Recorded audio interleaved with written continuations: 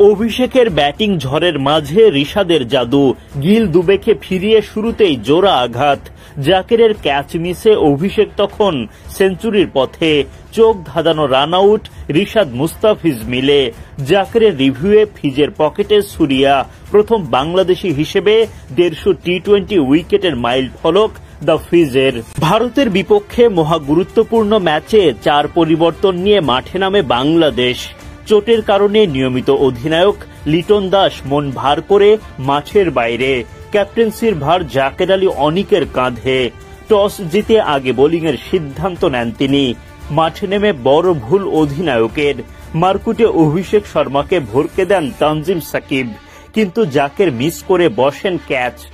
অভিষেক গিলরা ক্রমেই চড়াও হতে থাকেন টাইগার বোলারদের ওপর। অভিষেক শর্মা রীতিমতো তাণ্ডব চালান মুস্তাফিজ সাইফুদ্দিনদের ওপর। পাওয়ার প্লের 6 ওভারে বিনা উইকেটে 72 রান তোলে ইন্ডিয়া। পরের ওভারে বোলিংয়ে এসে উইকেট তোলেন রিশাদ হোসেন। শুভমন গিল উড়িয়ে মারলে ক্যাচ নেন তানজিম সাকিব।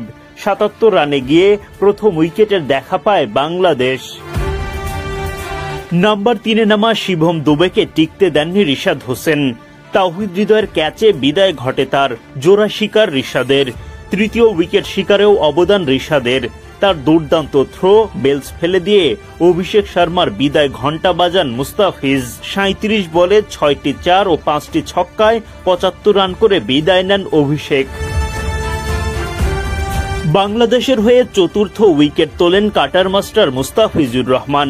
ভারতীয় কাপ্তান সূর্য কুমার ইয়াদবের ব্যাটে বল লেগে উইকেটের পেছনে ক্যাচ গেলে লাফিয়ে গ্লাভস বন্দি করেন জাকের।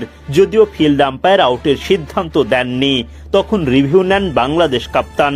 ফলে মুস্তাফিজ নিজের প্রথম ও বাংলাদেশ পায় চতুর্থ উইকেটের দেখা।